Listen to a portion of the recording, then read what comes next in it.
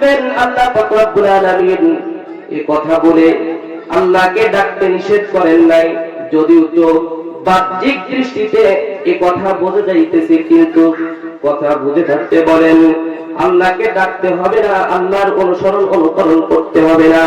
এর দ্বারা এটাই বোঝায় যে রাসূলুল্লাহ সাল্লাল্লাহু আলাইহি ওয়াসাল্লামের অনুসরণ অনুকরণ যদি করতে পারি, রাসূলুল্লাহ সাল্লাল্লাহু আলাইহি ওয়াসাল্লামের কথা মতো যদি আমরা চলতে পারি, রাসূলুল্লাহ সাল্লাল্লাহু আলাইহি ওয়াসাল্লামের অনুসরণ অনুকরণ তার সুন্নাতের ইত্তেবা যদি করি, তাহলে আল্লাহর প্রত্যেকটা হুকুম আহকাম আমাকে পুঙ্খানুপুঙ্খানুভাবে আদায় করতে হবে।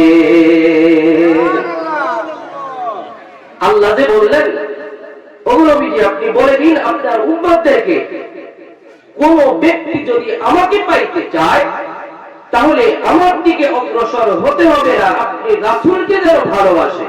এই রাসূলকে যদি ভালোবাসি তাহলে রাসূলের ভালোবাসার মধ্যে নামাজ আছে না নাই?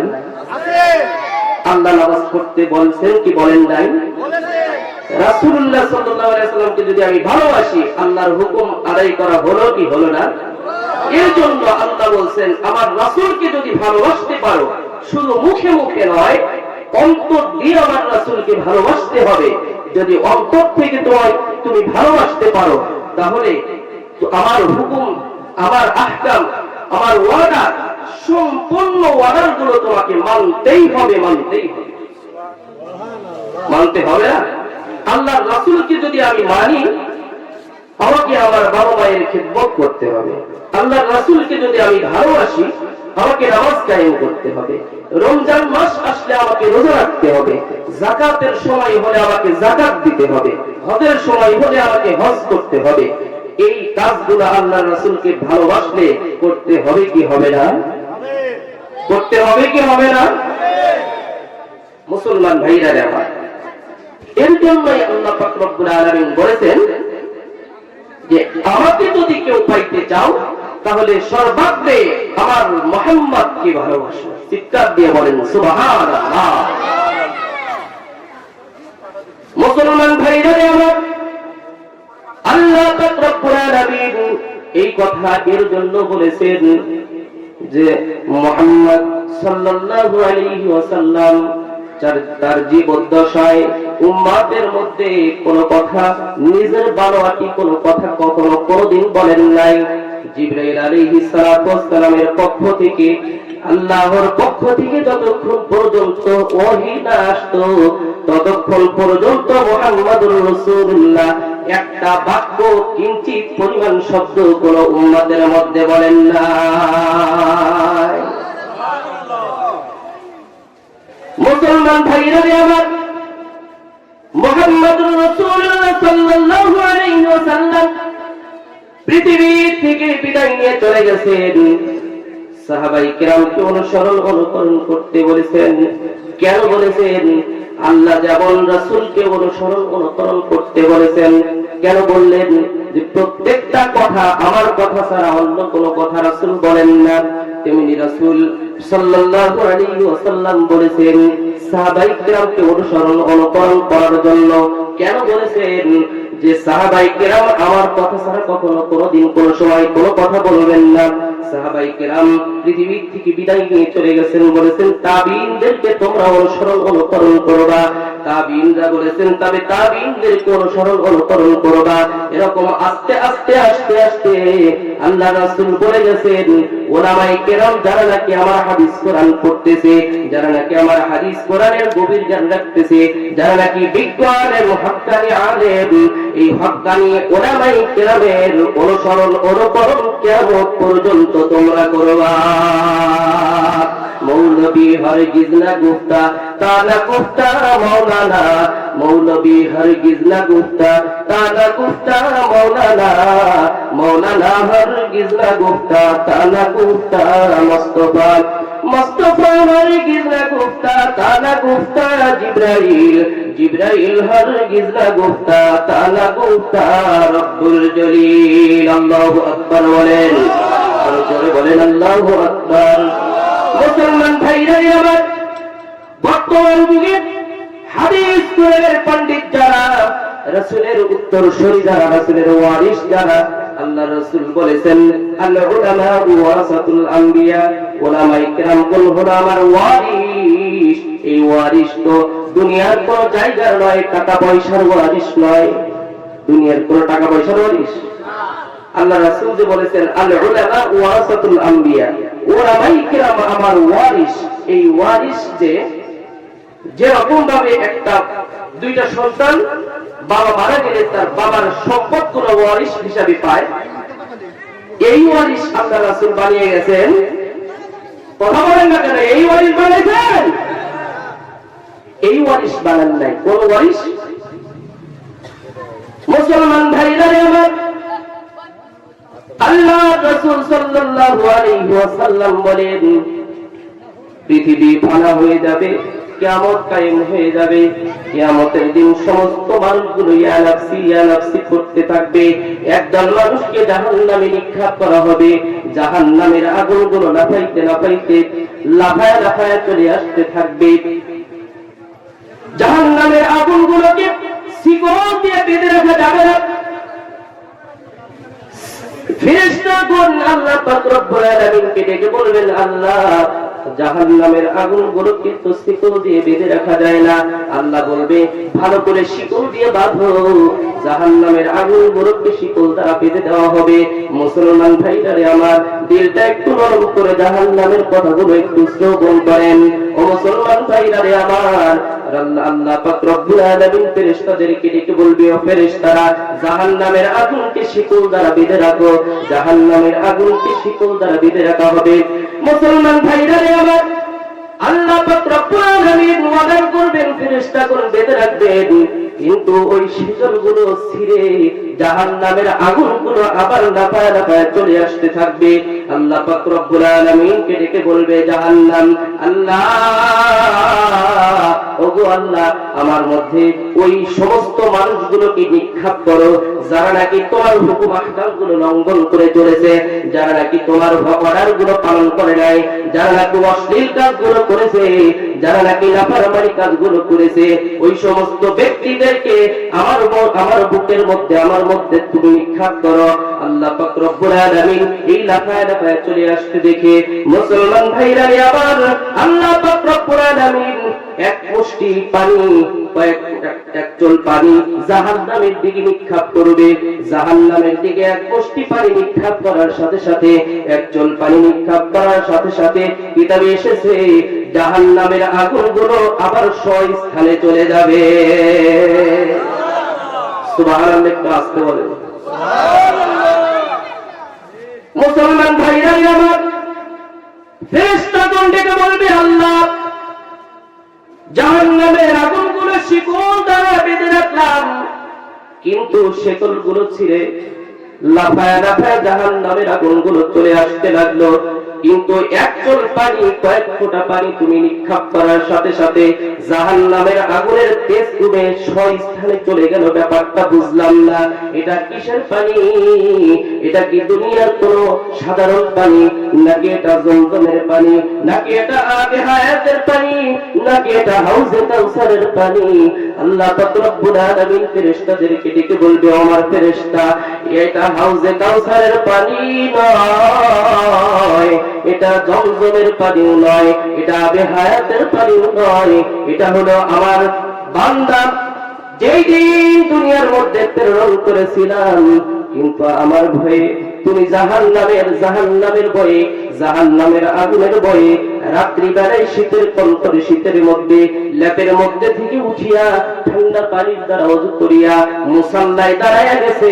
মুসাল্লায় দাঁড়াইয়া 2-4 রাকাত নামাজ পড়িয়া আমি আল্লাহ পাক রব্বুল আলামিনের দরবারে দুহাত তুলে আল্লাহ মাবুদ বলে ডাক দিয়েছেন। আল্লাহ বলে ডাক দিয়েছেন, ও গো মালিক, জীবনে যত গুনাহ করেছি সব গুনাহগুলো মাফ করে দাও। জীবনে যত গুনাহ করেছি সব গুনাহগুলো মাফ করে দাও, জীবনে অশ্লীল কাজ যত করেছি সব গুনাহগুলো মাফ করে দাও। ওগো আল্লাহ, শয়তানের ওয়াসওয়াসায় আর প্রবঞ্চনায় পড়িয়া জীবনে তো কম গুনাহ করি নাই। মাবুদ গো, গুনাহের দিকে না তাকাইয়া তোমার রহমতের দিকে দৃষ্টিগোচর করিয়া আমাকে মাফ করিয়া দাও। এই বলিয়া যখন গভীর রজনীতে ক্রন্দন করেছে, চোখের পানিগুলো ঝরঝর করে পড়েছে, ও ফেরেশতা জানো, ওই যে আমার বান্দার চোখের পানিগুলো আমি আল্লাহ মুছে যাইতে দেই নাই, শেষ হয়ে যাইতে দেই নাই। ওই পানিগুলো আমি আল্লাহ আমার কুদরতি হাতের মধ্যে নিয়ে সংরক্ষণ করে রেখেছি। আজকে এই জাহান্নামের দিকে ওই সমস্ত বান্দাদের চোখের পানিগুলো আমি আল্লাহ তাআলা নিক্ষেপ করেছি।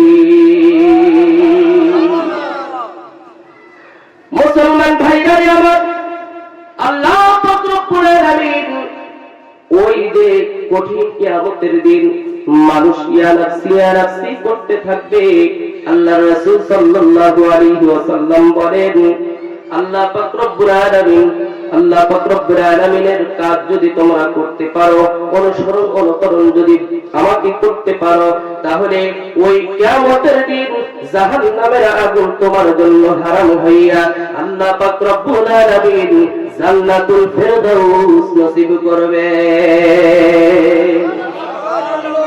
এই জান্নাতুল ফেরদাউস পাইতে চাই কি পাই না? পাইতে চাই কি পাইতে চাই না? জান্নাত পাইতে চাই না? জান্নাত পাইতে চাই সকলে। পৃথিবীতে সমস্ত মানুষের টার্গেট একটাই, মৃত্যুর পরে আল্লাহ জান্নাত চাই। কি চাই? জান্নাত চাই। টার্গেট মানুষের একটাই, মৃত্যুর পরে আল্লাহর জান্নাত চাই। কিন্তু সমস্ত মানুষের কাজই কি এক? মুসলমান ইমানদার ভাইরা আমার, আমি যদি গুনাহের কাজ করি, আমার ভাই নেকের কাজ করছে, সে আল্লাহর জান্নাত চায়, আমিও আল্লাহর জান্নাত পাই, জান্নাত চাই, সম্ভব? সম্ভব? কখনোই সম্ভব নয়। পৃথিবীর বুকে কাজ করতে হবে আল্লাহর কাজ, তবেই না আল্লাহকে বলতে পারবো আল্লাহ তোমার জান্নাত আমরা চাই। মুসলমান ভাইরারে আমার, এই যে দুনিয়ার মধ্যে অশ্লীল কাজগুলো করে বেড়াই, জান্নাতের মধ্যে অফুরন্ত নাজ নিয়ামত আল্লাহ পাক রব্বুল আলামিন আমাদের জন্য বাজিত করে রেখেছেন। সুবহানাল্লাহ, সুবহানাল্লাহ। মুসলমান ভাইরারে আমার, দুনিয়ার মধ্যে কামাই রুজি নাই, গরিব মিসকিন মানুষ দিন এনে দিন খায়।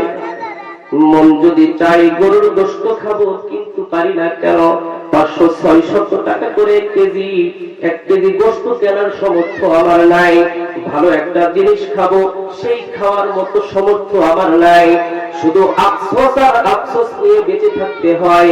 কিন্তু জান্নাতের মধ্যে আল্লাহ পাক রব্বুল আলামিন বলেছেন, যে ব্যক্তি জান্নাতের মেহমান হইবে, ওই ব্যক্তিকে আমি আল্লাহ পাক রব্বুল আলামিন তার মনের সমস্ত মাকসাদগুলো আমি পূর্ণ করে দিব।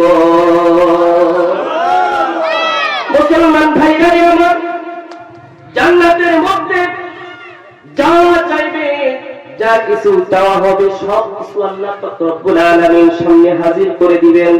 চাওয়া নয়, পয়গম্বর বলেন, ও আমার উম্মতেরা, চাওয়া তো দূরের কথা, তোমার মনের কল্পনা জল্পনা আল্লাহ পাক রব্বুল আলামিন জানেন। তোমার মনের কল্পনা জল্পনা আল্লাহ পাক রব্বুল আলামিন জানেন। তোমার মনের কল্পনা যখন হবে, ও আল্লাহ আমি এই জিনিসটা খাইতে চাই, মুখে বলতে হবে না, মনে মনে শুধু কল্পনা জল্পনা করবা। সাথে সাথে কল্পনা করতে দেরি হবে, আমার মালিকের তোমার সম্মুখে পৌঁছাইতে দেরি হবে না। মিয়ানে আশিক মাশুক চেরান্দিস, মিয়ানে আশিক মাশুক চেরান্দিস, রসিদ দস্ত महबूबे बदस्ताम। माशूकों से क्या मजा है, माशूकों से क्या मजा है, आशिकों से पूछ लो, शाख गुल में क्या मजा है, बुलबुली से पूछ लो। मुसलमान भाईरा আমার, আল্লাহ পাক রব্বুল আলামিন জান্নাতের মধ্যে পয়গম্বর বলেন, জান্নাতবাসী ওই যে আসমান দিয়ে সুন্দর সুন্দর পাখি যাইবে, ওই পাখিগুলো দেখে কথা বলে গেল তো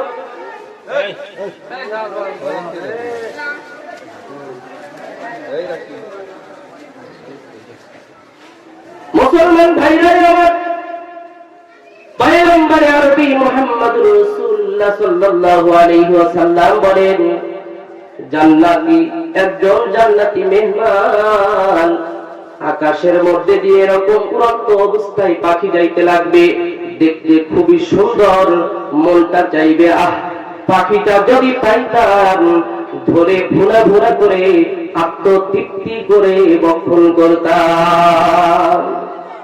মুসলমান ভাইরা আমার, পয়গম্বর আরবি মুহাম্মদুর রাসূলুল্লাহ সাল্লাল্লাহু আলাইহি ওয়াসাল্লাম ডেকে বলে, আমার উম্মতেরা ওই যে জান্নাতবাসী মনের মধ্যে কল্পনা জল্পনা করলো, পাখিটা যদি পাইতাম, ভুনা ভুনা করে আত্মতৃপ্তি করে খাওয়া যাইতো, খাইতাম।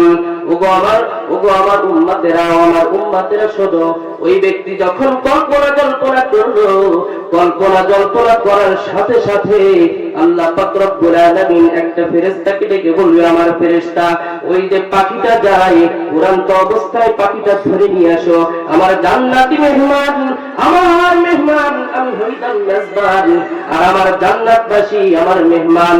এই মেহমানটা কি করছে দেখো, চাইতেছে দুনিয়ার মধ্যে আমি কি করেছি, আমি তাদের সমস্ত ব্যক্তিদেরকে আমি ওয়াদা করেছি, আমি জান্নাতবাসী সমস্ত জান্নাতবাসীকে তাদের মনের কল্পনা জল্পনা গুলো আমি পূরণ করব।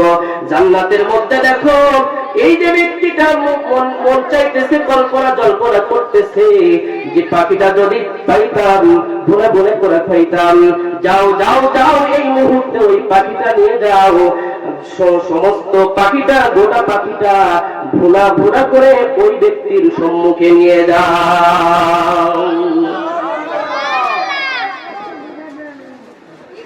মুসলমান ভাইদারে আমার, জান্নাতের মধ্যে অফুরন্ত নাজ নিয়ামত, এই নাজ নিয়ামত গুলো আল্লাহ পাক রব্বুল আলামিন আমাদের সকলকেই দান করবেন। এর জন্য বলেন, স্বর্ণরূপা দালান কোটা, স্বর্ণরূপা দালান কোটা পাবে মনের মতন, স্প্রিং এর গদি তাতে থাকবে শত শত। স্বর্ণরূপা দালান কোটা, স্বর্ণরূপা দালান কোটা পাবে মনের মতন, স্প্রিং এর গদি তাতে থাকবে শত শত। ফুল বিছানা কোমল সজা স্বর্ণ খাটের উপরে,